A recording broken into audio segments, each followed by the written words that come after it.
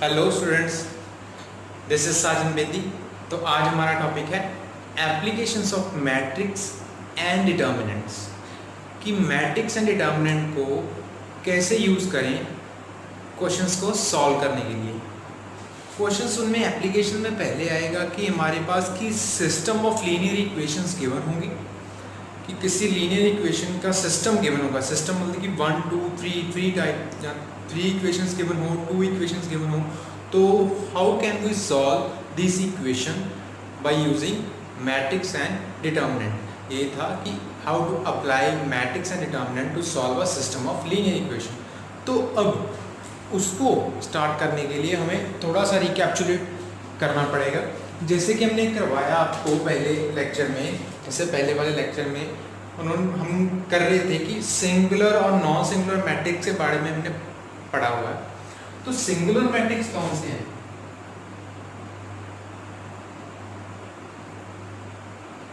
Singular matrix है कि जिसमें डिटर्मिनेंट a इक्वल टू 0 हो जाता है। और नॉन सिंगुलर कौन से है? नॉन सिंगुलर है कि जिसमें determinant a not equal to 0। और अब हम बात करते हैं इससे आगे क्या किया, इनवर्स। इनवर्स किस मैट्रिक्स का फाइंड आउट हो सकता है? जिसका डिटर्मिनेंट नॉट इक्वल टू 0 है। तो हमने इनवर्स के क्वेश्चन किए यूजिंग एडजॉइंट। तो एडजॉइंट निकालना था, तो एडजॉइंट से पहले हम क्या करते थे, डिटर्मिनेंट निकालते थे। डिटर्मिनेंट निकालते थे, अगर तो वो डिटर्मिनेंट नॉट इक्वल टू 0 तो मैट्रिक्स क्या थी, नॉन सिंगुलर। नॉन सिंगुलर थी तो वो क्या होती है, इन्वर्टेबल मैट्रिक्स। और अगर इन्वर्टेबल है दैट मीन्स उसका इन्वर्स एग्जिस्ट करता है। और इन्वर्स होता है जो, वो क्या होता है, यूनिक होता है। इन्वर्स क्या होता है, यूनिक। दैट मीन्स अगर हमारा डिटर्मिनेंट नॉट इक्वल टू 0 तो क्या लिखते थे कि ए इनवर्स एग्जिस्ट, और जो ए इनवर्स होता है वो क्या होता है, यूनिक। ये क्या होता है हमारा, यूनिक। दैट मीन्स अगर हम इनवर्स फाइंड आउट करेंगे तो वो एक ही इनवर्स होगा, एक मैट्रिक्स का एक ही इनवर्स, यूनिक इनवर्स होता है। तो ये तो हो गई सिंगुलर और नॉन सिंगुलर की बात। अब हम आज के टॉपिक पर आते हैं। तो हम स्टार्ट करेंगे consistent matrix and inconsistent matrix से। फर्स्ट ऑफ ऑल कंसिस्टेंट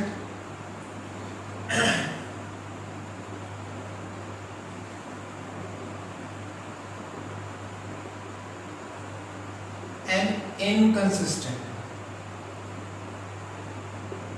पहले तो बात की हमने, क्या लिखा है, कंसिस्टेंट मैट्रिक्स सिस्टम, अकेला सिस्टम ही लिख लीजिए। कंसिस्टेंट सिस्टम क्या है?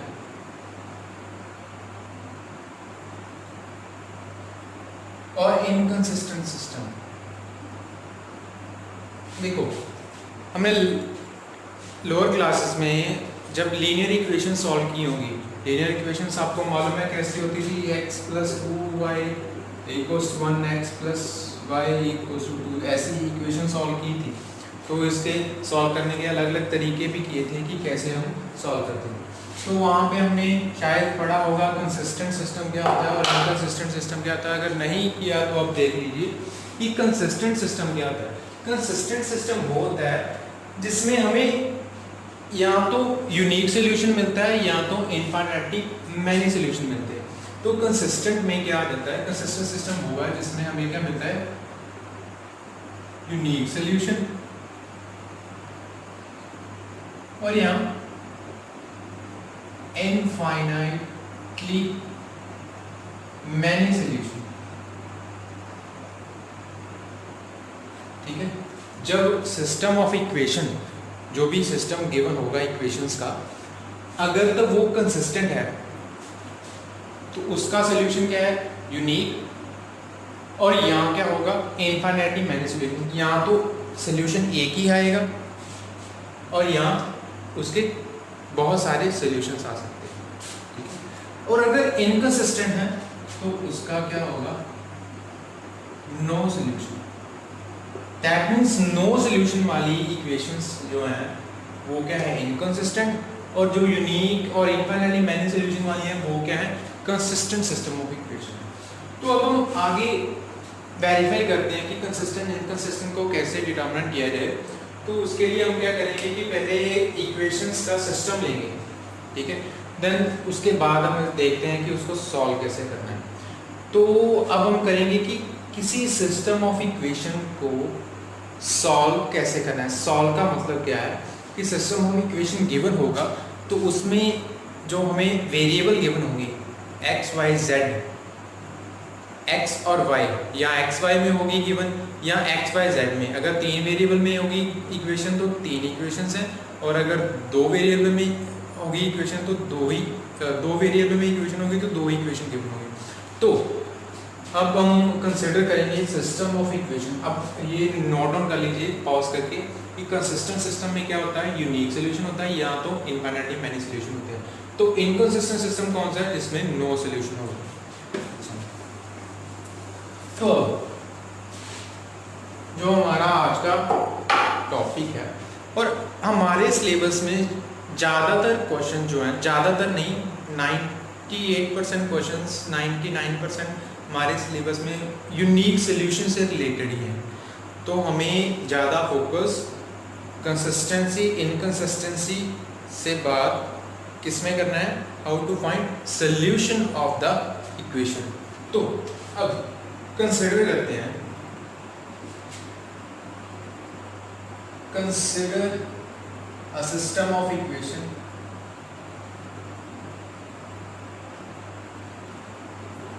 हमने कंसिडर कर लेते हैं system of equation.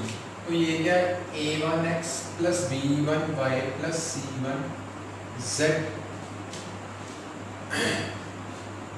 Equals to d1, a2x plus b2y plus c2z equals to d2, a3x plus b3y plus c3z equals to d3। ये हमारे पास 3 इक्वेशंस आ गई।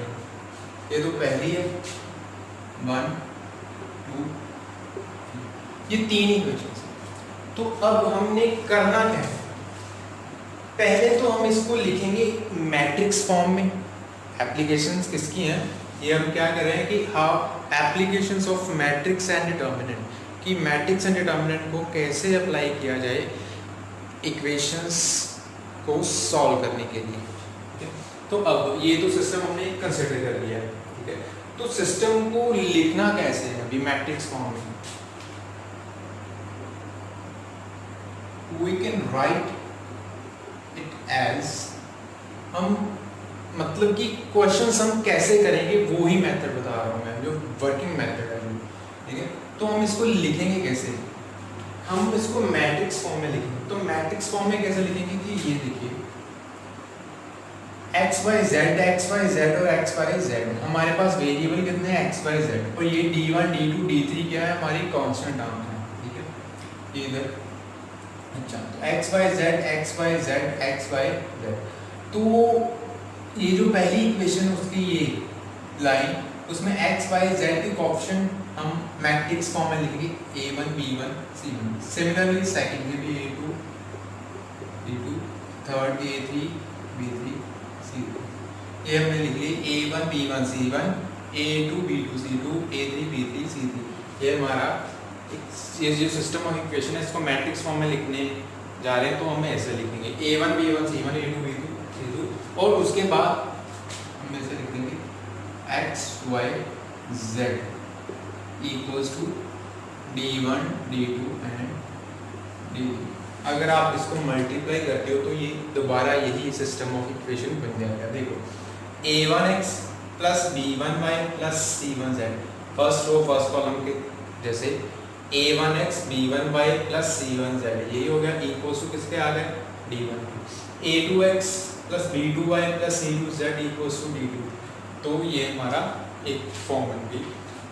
तो हम इसको लिखेंगे ax equals to b form. ये हमारा a है और ये है x और ये क्या है b, ये b है और ये x है और ये हमारा क्या है a।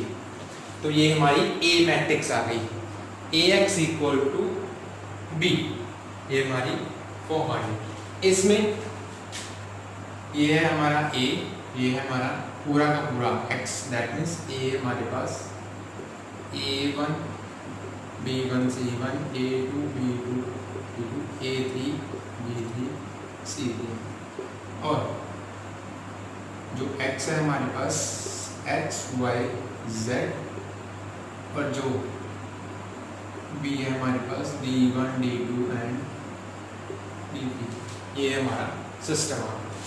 तो ax इक्वल्स टू b आ गया हमारे पास।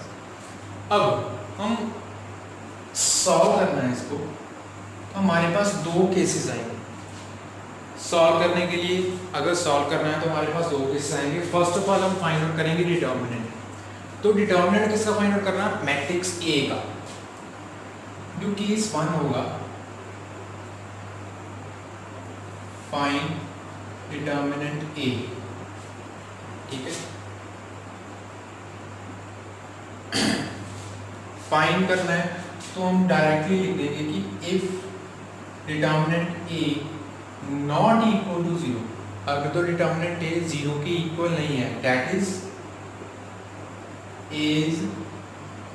Non singular. हमारी मैट्रिक्स ए क्या है? Non singular. नॉन सिंगुलर है तो मैंने अभी बताया था, अगर नॉन सिंगुलर है तो उसका इन्वर्स एग्जिस्ट करेगा। नॉन सिंगुलर है तो उसका इन्वर्स एग्जिस्ट करेगा, ठीक है। तो ये हमारा क्या आ गया? नॉन सिंगुलर, तो उसका इन्वर्स एग्जिस्ट करेगा। Therefore A inverse exist and it is unique. हमारा इन्वर्स एग्जिस्ट करेगा और वो क्या होगा? हमारे पास यूनिक होगा।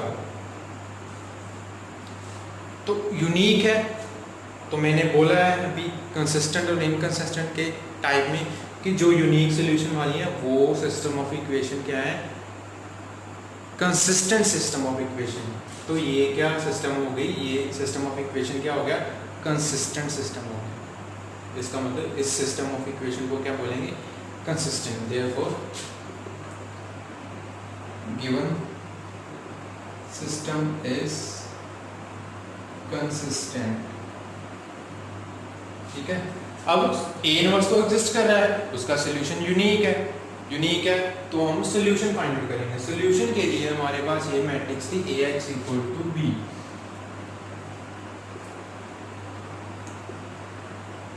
तो क्या करेंगे?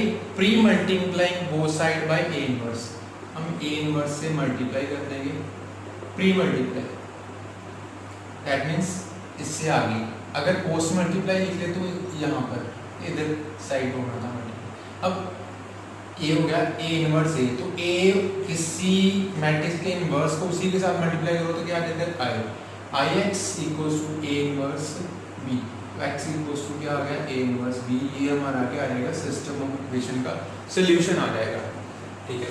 तो ये पूरा का पूरा एक्सप्लेन हम एक प्रॉब्लम को सॉल्व करके अच्छे से इसकी वेरिफिकेशन कर सकते हैं कि ये कैसे हमारे पास आएगा। तो केस जो सेकंड है, तो जो ये मेथड है हमारे पास आ गया, इस मेथड को बोलेंगे मैट्रिक्स इन्वर्शन मेथड और matrix method. This method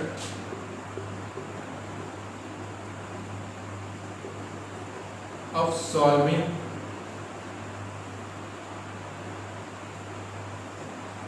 equations is matrix method. यहाँ तो मैट्रिक्स मेथड बोल दो, यहाँ मैट्रिक्स इन्वर्जन, कुछ भी बोल दो। यहाँ तो बोल दो मैट्रिक्स मेथड है, यहाँ तो बोल दो मैट्रिक्स इन्वर्जन मेथड है। तो अब केस टू क्या है हमारे पास? केस टू में क्या आ जाएगा? डिटर्मिनेंट ए इक्वल्स टू होगा 0 के। तो अगर डिटर्मिनेंट ए 0 आ गया तो मैट्रिक्स क्या है? सिंगुलर है। तो हमने क्या बोला था कि सिंगुलर मैट्रिक्स का इनवर्स तो एग्जिस्ट करता ही नहीं है।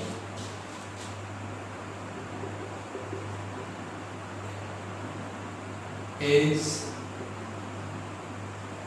सिंगुलर। जिसका डिटर्मिनेंट नॉट इक्वल टू 0 तो वो क्या है? Non singular.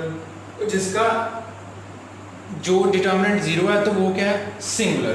तो इस केस इसमें हम कंसिस्टेंसी अगर पता करनी हो तो कैसे फाइंड आउट करेंगे कि ये सिस्टम ऑफ इक्वेशन कंसिस्टेंट है या नहीं है। सोल्यूशन की बात तो बाद में करेंगे, बट इट इज़ कंसिस्टेंट और नॉट। हम क्या करेंगे इस एक्सरसाइज में, अगर तो हमारे पास determinant A not equal to 0 आ जाएगा तो A is non singular, A inverse exist करेगा तो यूनिक है, तो given system of equation is consistent, तो हम उसका यूनिक सोल्यूशन फाइंड आउट करेंगे। और अगर ऐसा केस बन जाए तो फिर अगर डिटरमिनेंट ए 0 आ जाए तो ये करने के बाद अगर डिटरमिनेंट ए 0 आ जाए तो क्या करेंगे हम, तो फिर क्या करेंगे हम, तो फर्स्ट पार्ट क्या है कि फाइंड क्या करेंगे हम, एडजॉइंट ए, फाइंड क्या करेंगे एडजॉइंट ए, और एडजॉइंट ए को बी के साथ मल्टीप्लाई करेंगे। क्या फाइंड आउट करेंगे, एडजॉइंट ए मल्टीप्लाई बी। तो हमारे पास क्या है कि if adjoint A, first part तो हमारे पास आ जाएगा if adjoint A multiply B, adjoint A multiply B अगर तो नॉट इक्वल टू 0 आया, अगर आया एडजॉइंट ए, हम इसके बाद क्या करेंगे एडजॉइंट ए फाइंड आउट करेंगे। तो एडजॉइंट ए को बी के साथ, ये जो हमारा बी आया है मैट्रिक्स, उसके साथ मल्टीप्लाई करेंगे। तो अगर नॉट इक्वल टू क्या आ गया 0, तो सिस्टम ऑफ इक्वेशन क्या है, इनकंसिस्टेंट है, इसका कोई सोल्यूशन नहीं है। Then system is inconsistent, therefore no solution. तो ये हमारे पास क्या आ जाएगा, नो सोल्यूशन आ जाएगा। The system is inconsistent, therefore no solution. ठीक है, और सेकंड क्या है कि इफ, सेकंड हम यहां पे लिख देते हैं कि if adjoint A multiply B equal to 0 आ गया, तो अगर इक्वल टू 0 आ गया तो सिस्टम क्या है, यहां तो कंसिस्टेंट है और यहां क्या है, इनकंसिस्टेंट है। देयरफॉर सिस्टम इज कंसिस्टेंट और इनकंसिस्टेंट। यहां तो कंसिस्टेंट है और यहां क्या है, इनकंसिस्टेंट है। तो अगर कंसिस्टेंट है तो इनफाइनाइटली मैनी सोल्यूशन, तो ये क्या है, इसके इनफाइनाइटली मैनी सोल्यूशन है। तो अगर इनकंसिस्टेंट है तो इसका क्या है, नो सोल्यूशन। तो मतलब क्या है हमारे पास कि हम इस जो एक्सरसाइज हमारी डिटर्मिनेंट चैप्टर की, इसमें क्या ये मेथड लगाएंगे, सिस्टम ऑफ इक्वेशन को सॉल्व करेंगे। तो first of all find out क्या करेंगे, हम ऐसे सॉल्व कर लेंगे, ओ एक्स इक्वल टू बी, तो डिटर्मिनेंट ए निकालेंगे। अगर नॉट इक्वल टू 0 आ गया तो क्या करेंगे हम, ए इज नॉन सिंगुलर। लिखा होगा कि solve the system of linear equation by matrix method. Then तो क्या करेंगे, ए इज नॉन सिंगुलर, तो ए इनवर्स एग्जिस्ट करेगा, it is unique, the given system of equation is consistent. ठीक है, तो कंसिस्टेंट आएगा तो क्या करेंगे, X equal to A inverse B. उसके लिए हमारे पास हमें क्या निकालना पड़ेगा, ए इनवर्स। ए इनवर्स तो वैसे निकालेंगे जैसे क्या करते थे, एडजॉइंट ए, एडजॉइंट ए के बाद उसके कोफैक्टर्स कोफैक्टर निकालेंगे, तो एडजॉइंट ए निकालेंगे, एडजॉइंट के बाद क्या निकालेंगे, इनवर्स निकालेंगे। तो this method solving is matrix method. अगर केस 2 आ जाता है कि डिटर्मिनेंट ए 0 आ जाता है, देन वो क्या सिंगुलर मैट्रिक्स हो जाए, तो फिर हम क्या फाइंड आउट करेंगे, कंसिस्टेंसी चेक करने के लिए कि एडजॉइंट ए मल्टीप्लाई बी अगर तो नॉट इक्वल टू 0 बन जाए तो system of equation is inconsistent, तो यहीं पे खत्म कर देना, नो सोल्यूशन। और अगर ये बन जाए if adjoint A multiply B equal to 0, then तो क्या लिख देना आपने, सिस्टम इज कंसिस्टेंट और इनकंसिस्टेंट, तो वहीं पे हम खत्म कर देंगे सब।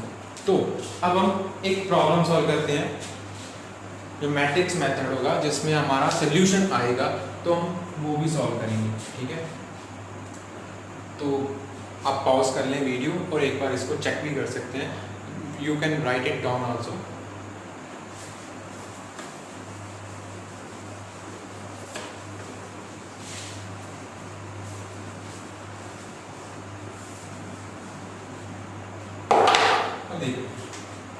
अब हम एक क्वेश्चन करते हैं जिसमें कंसिस्टेंसी चेक होगी हमारे पास इक्वेशन की। तो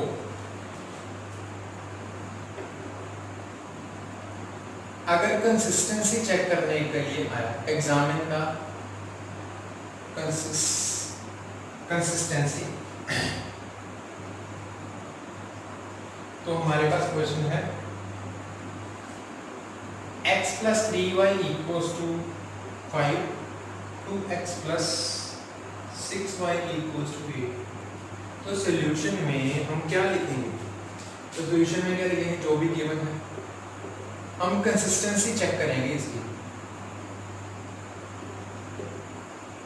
ठीक है। We can write as, हम इसको कैसे लिखेंगे? 1 3 2 6। आपको मैंने बताया x y के कोएफिशिएंट, अब दो ही वेरिएबल है x y कोएफिशिएंट 1 3 और नीचे क्या गया 2 6, और क्या आ गया x y और साथ में क्या आ गया 5 8।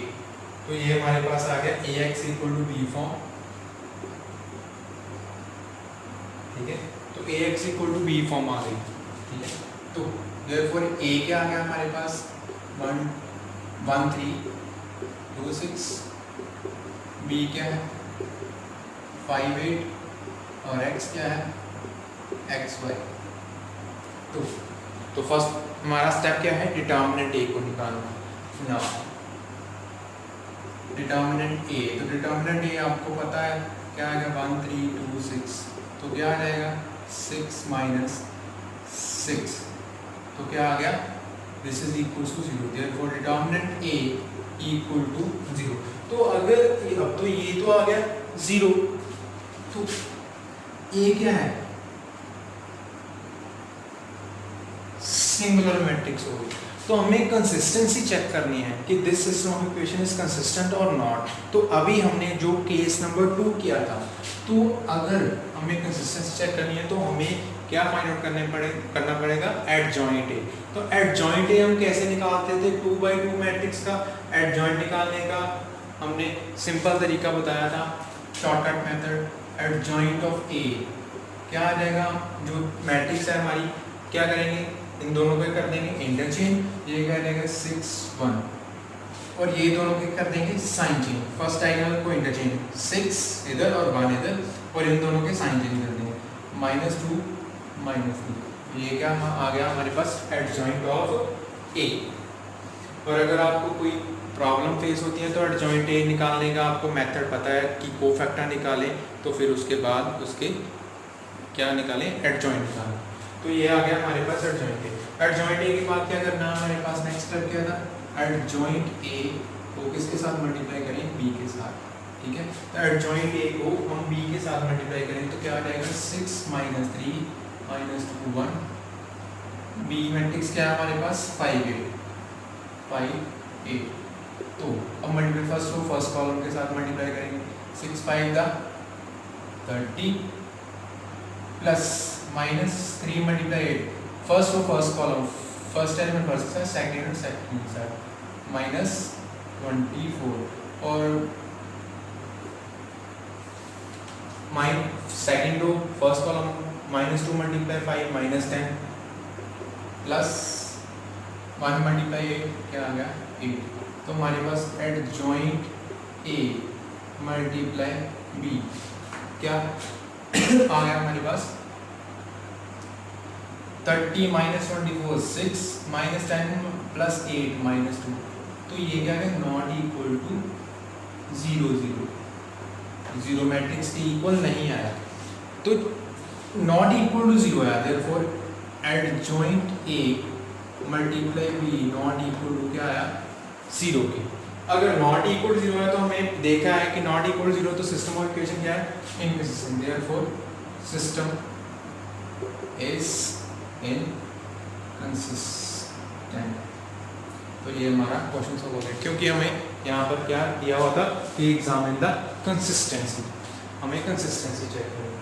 और अब हम करेंगे एक क्वेश्चन जिसमें हम मैट्रिक्स मेथड लगाएंगे सॉल्व करने का।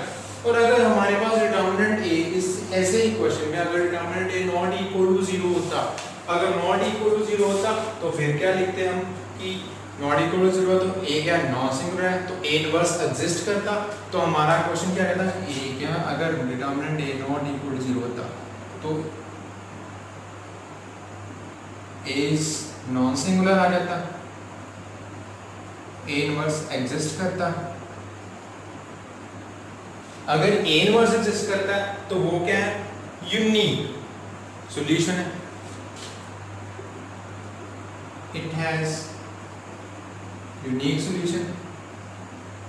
तो यूनिक सॉल्यूशन किसका है, देयरफॉर सिस्टम इज कंसिस्टेंट। तो क्या हमारे पास आता है, सिस्टम क्या आ जाता है, कंसिस्टेंट सिस्टम आता है।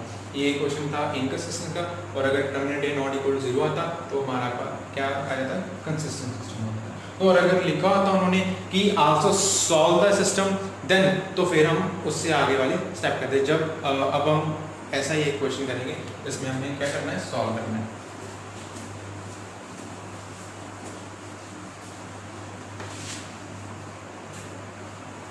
अब हम यही क्वेश्चन एक क्वेश्चन करेंगे, हमें क्या करना है, कंसिस्ट इक्वेशन को क्या कर लेना है, सॉल्व कर लेना है।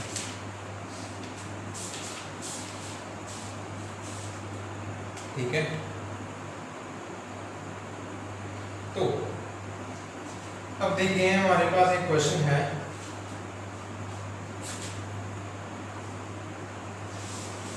देखो सॉल्व बाय मैट्रिक्स मेथड, क्या लिखा है, सॉल्व बाय मैट्रिक्स मेथड। अब मैट्रिक्स मेथड के साथ एक क्वेश्चन को सॉल्व करेंगे।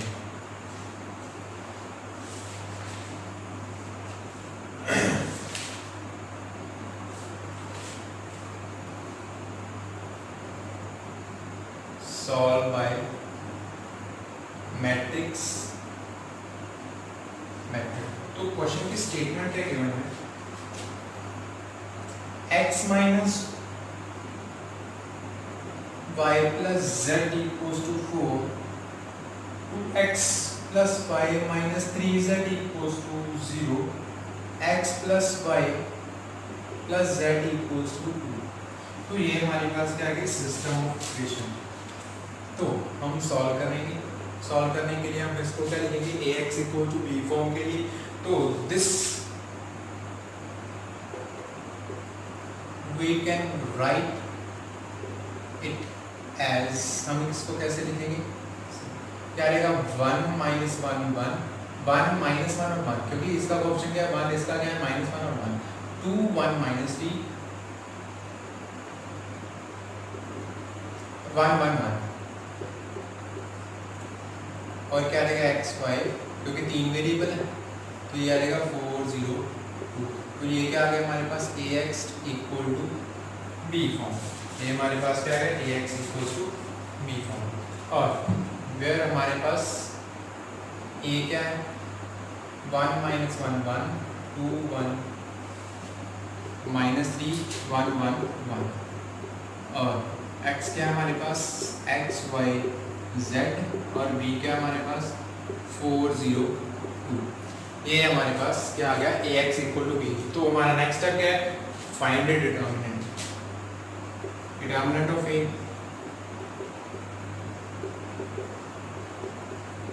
तो उसको सॉल्व करेंगे तो क्या आ गया, according to the first row के अकॉर्डिंग ही सॉल्व कर लेते हैं। तो उस रो के अकॉर्डिंग सॉल्व करेंगे तो क्या रहेगा, 1, हम मैंने सिखाया हुआ है आपको एक्सपेंड करना डिटरमिनेंट। तो क्या रहेगा, ये छोड़ देंगे 1 मल्टीप्लाई 1 1, और माइनस 1 मल्टीप्लाई 3, तो क्या रहेगा प्लस 3, और माइनस फिर माइनस 1, क्योंकि ये क्या प्लस, ये है माइनस, और ये प्लस, प्लस माइनस प्लस, ठीक है, माइनस माइनस, और इसके सामने वाला छोड़ देना, 2 multiply 2 minus 1 multiply minus 3, minus minus plus हो गया 3 हो गया, और प्लस 1 2 मल्टीप्लाई 1 2 माइनस 1, ठीक है। तो हमारे पास क्या आ गया, 1 multiply 4 plus 1 multiply 5 plus 1 multiply 1, तो 4 plus 5 plus 1 this is equal to 10। ये हमारे पास क्या आ गया 10, which is not equal to 0। तो हमारे पास ये आ गया therefore determinant A not equal to 0, तो क्या होगा, इज नॉन सिंगुलर। ए क्या है, नॉन सिंगुलर, तो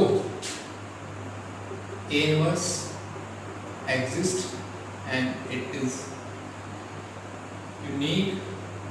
तो अगर लिखा हो कि कंसिस्टेंसी भी चेक करनी है तो फिर क्या, ये हमारे पास क्या आ गया, consistent, therefore system is consistent. तो सिस्टम क्या हो गया हमारे पास, कंसिस्टेंट हो गया। ए इनवर्स एग्जिस्ट कर रहा है तो सिस्टम क्या हो गया, कंसिस्टेंट हो गया। और सिस्टम कंसिस्टेंट है तो हमारे पास क्या होगा, क्या लिखेंगे, x equals to A inverse B. पर उससे पहले हमें ए इनवर्स फाइंड हो, ये हमारा जो हमने जो स्टार्टिंग में आर्टिकल किया था कि how to solve system of equation, तो उसमें लिखा था कि कैसे लिखना है, A X equal to B को क्या लिखना है, X equal to A inverse B. But उसके लिए हमें क्या चाहिए, ए इनवर्स, क्योंकि यहाँ पर एग्जिस्ट कर रहा है। तो ए इनवर्स के लिए हमें क्या फाइंड आउट करना पड़ेगा, एडजॉइंट ए। एडजॉइंट ए के लिए हमें क्या फाइंड आउट करना पड़ेगा, कोफैक्टर्स।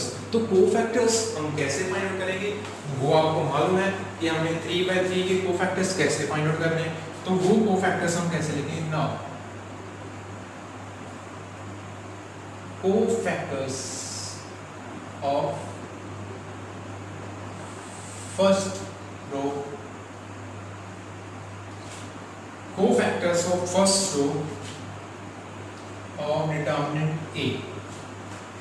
अब डिटर्मिनेंट ए के जो है हमें फर्स्ट रो के कोफैक्टर निकालने हैं। तो फर्स्ट रो के कोफैक्टर कैसे आएंगे, मैंने बताया हुआ है, प्लस माइनस प्लस, फिर माइनस प्लस माइनस और प्लस माइनस प्लस। इनके कोफैक्टर के आगे क्या आएगा, 1 के कोफैक्टर के आगे प्लस, इसके कोफैक्टर के आगे माइनस और इसके कोफैक्टर के आगे प्लस। तो मैं बार बार नहीं बताऊंगा, आप अगर आप लोगों ने लास्ट लेक्चर्स जो है हमारे 1-2 लेक्चर्स हैं वो अच्छे से देखे होंगे तो आपको अच्छे से पता चल जाएगा कि कोफैक्टर्स निकालने कैसे।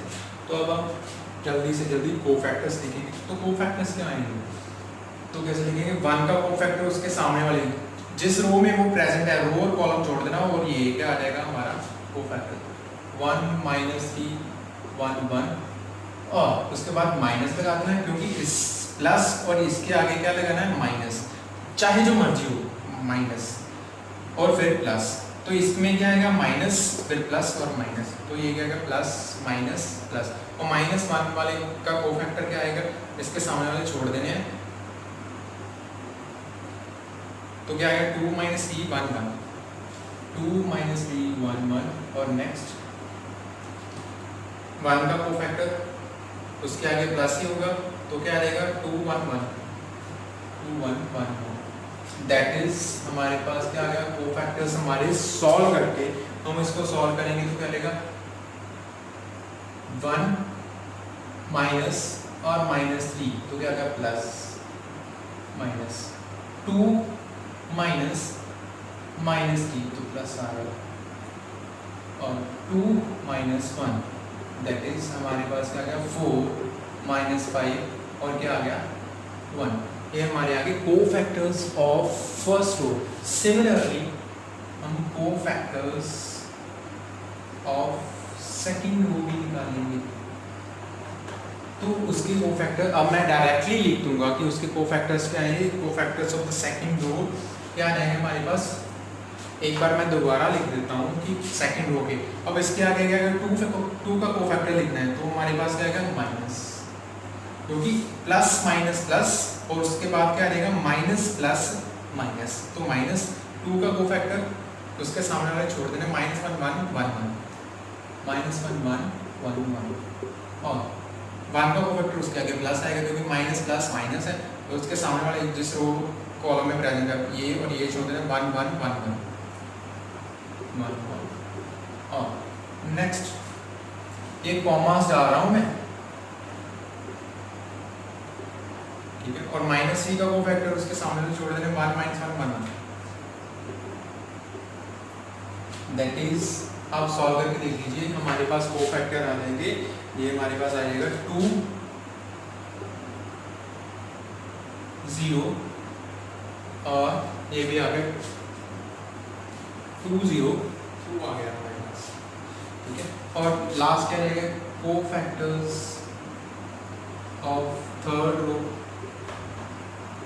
Of determinant A. तो क्या आ गया कोफैक्टर, अब मैं डायरेक्टली लिख दूंगा उसके कोफैक्टर हमारे पास 1 1 1 के कोफैक्टर क्या आ जाएंगे हमारे पास, हमारे पास आ गए plus minus plus plus minus plus, और उसके अकॉर्डिंग हमारे पास कोफैक्टर्स आ गए 1 के -1 1 1 -3 -1 1 2 -3 और 1 -1 2 1, दैट इज हमारे पास क्या आ गया 3 और -1 क्या आ गया 2 और -3 और -2 -5 और 5 आ गया हमारे पास, और 1 -2 ये आ गया हमारे पास। तो ये हमारे आ गए कोफैक्टर्स। और अब हमारे पास कोफैक्टर्स आ गए, तो एडजॉइंट के लिए क्या करते हैं, कोफैक्टर्स की एक मैट्रिक्स बनाते हैं। तो ये मैं इस साइड को रब करने लगा हूँ, आपने एक बार चेक करना तो चेक कर लीजिए। देखिए जैसे हमने लास्ट एक्सरसाइज में किया था how to find the adjoint, adjoint के लिए क्या करना पड़ता था, हमें डायरेक्टली मैट्रिक्स ए गिवन थी।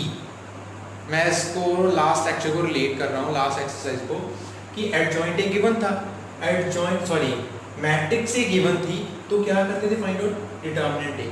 अगर determinant A not equal to 0 आता था तो क्या करते थे, ए इनवर्स एग्जिस्ट करता था। तो ए इनवर्स एग्जिस्ट करता था तो हम क्या फाइंड आउट करते थे, एडजॉइंट। एडजॉइंट के बाद क्या फाइंड आउट करते थे, उसका इनवर्स। इसमें भी वही है सेम, बट क्या है, सॉल्व बाय मैट्रिक्स मेथड। तो इसमें इक्वेशंस गिवन होगी, पहले उसको हम किस फॉर्म में लिखेंगे, एक मैट्रिक्स की फॉर्म में। तो मैट्रिक्स की फॉर्म में लिखने के बाद हमारे पास मैट्रिक्स ए आ जाएगी। तो बाकी प्रोसीजर लास्ट जो हमारा लेक्चर था वैसा ही है, डिटर्मिनेंट ए फाइंड आउट करो, ए इनवर्स फाइंड आउट करो, determinant A not equal to 0 तो ए इनवर्स फाइंड आउट करेंगे, तो उसके कोफैक्टर, कोफैक्टर के बाद उसका एडजॉइंट। और अब हम एडजॉइंट, ये आप याद रखेंगे, डिटर्मिनेंट ऑफ ए कितना आया था, 10 था हमारे पास।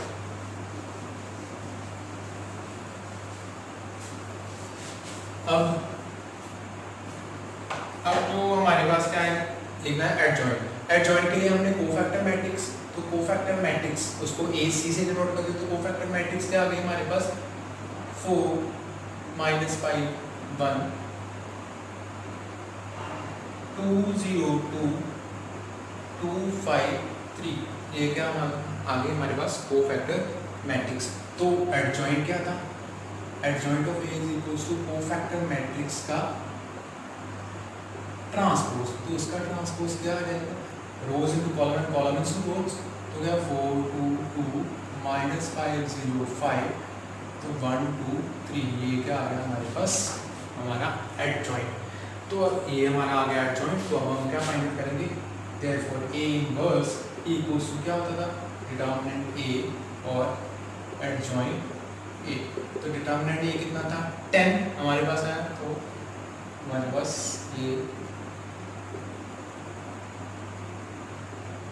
0 5 1 2 3, तो ये क्या आ गया हमारे पास, हमारा A inverse. So this is our A inverse.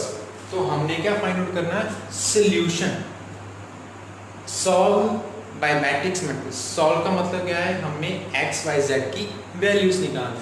तो एक्स वाई जेड की वैल्यूज कैसे निकालेंगे, ए इनवर्स हमारे पास है, तो ए इनवर्स के बाद क्या फाइंड आउट करेंगे, now ax equals to b, ये तो लिखा था।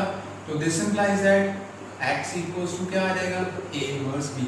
हमने वो आर्टिकल में किया है, जब लेक्चर के स्टार्टिंग में हमने वो आर्टिकल किया है जिसमें क्या लिखा हुआ कि x इक्वल्स टू क्या आ गया, a इनवर्स b। तो ये हम अब लिखेंगे, तो क्या आएगा, दिस इंप्लाइज दैट x क्या था, x y z, चेक कर लीजिए स्टार्टिंग में।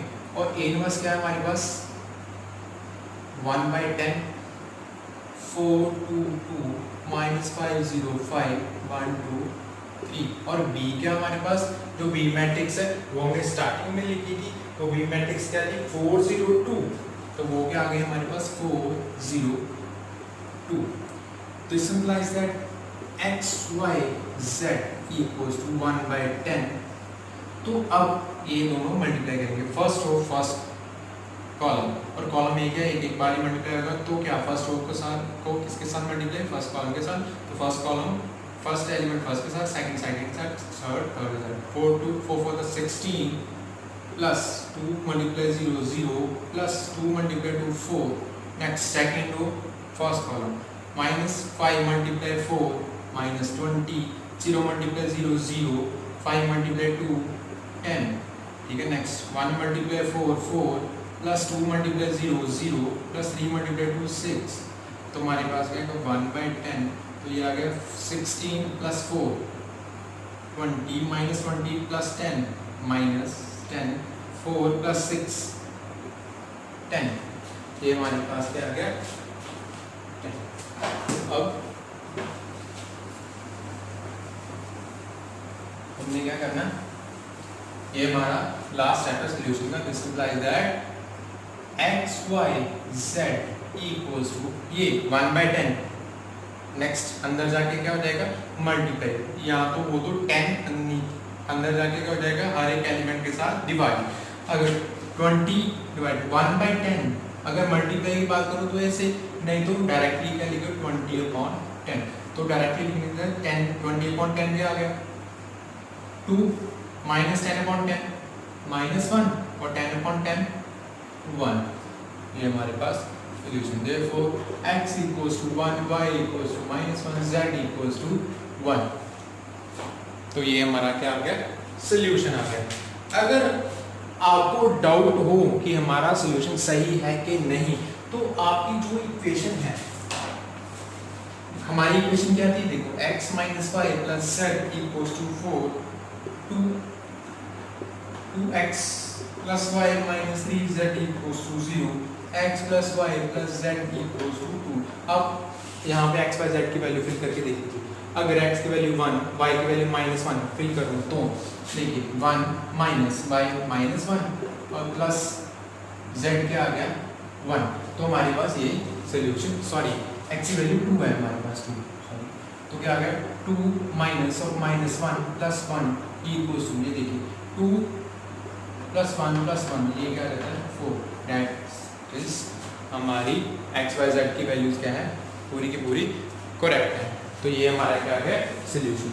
तो हमने ऐसे ही ये बाकी अपने एक्सरसाइज के सारे क्वेश्चन सॉल्व करने हैं। तो आई होप सो आपको अच्छे से समझ आ जाएगा कि हमने ये कैसे किया। मैं एक बार दोबारा रिपीट कर देता हूँ। पहले तो क्या फाइंड आउट करना, पहले तो मैट्रिक्स फॉर्म में लिखे लीनियर इक्वेशंस को, देन उसके बाद में डिटर्मिनेंट ए फाइंड आउट करें। अगर नॉट इक्वल टू 0 आता है तो इनवर्स एग्जिस्ट करता है, तो उसका इनवर्स फाइंड आउट करें। तो उसके बाद एडजॉइंट के बाद इनवर्स फाइंड आउट करें। इनवर्स फाइंड आउट करने के बाद हमारे पास ax इक्वल टू b, तो x equal to a inverse b है, तो हमने ये सोल्यूशन फाइंड आउट कर लेना है। और अगर डिटर्मिनेंट a 0 आ जाता है तो हमारे पास दो केसेस हैं, हम क्या लिखेंगे, एडजॉइंट a फाइंड आउट करेंगे, एडजॉइंट को a को b के साथ मल्टीप्लाई करेंगे। अगर वो नॉट इक्वल टू 0 आ गया तो सिस्टम ऑफ इक्वेशन क्या है, इनकंसिस्टेंट है, उसका कोई भी सोल्यूशन नहीं है, नो सोल्यूशन। अगर adjoint A B equal to 0 आ गया, ठीक है, तो फिर हम क्या करेंगे, उसको क्या डायरेक्टली क्या लिख देंगे कि इट इज कंसिस्टेंट और इनकंसिस्टेंट सिस्टम ऑफ इक्वेशन, ठीक है। तो अगर इस लेक्चर को अच्छे से समझ आ गया हो तो प्लीज़ आप इस वीडियो को लाइक और शेयर जरूर करें और चैनल को सब्सक्राइब भी जरूर करें। Thank you.